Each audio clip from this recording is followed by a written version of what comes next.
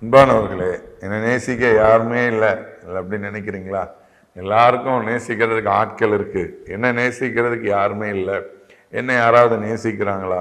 ஒருவேளை நான் அழகா இல்லை, கலரா இல்லை, ஒல்லியா இல்லை, நீட்டா இல்லை, என்னை நேசிக்க யாருமே இல்லை அப்படின்னு நினைக்கிறீங்களா? பைபிள் சொல்லுது தேவன் அன்பாகவே இருக்கிறான்.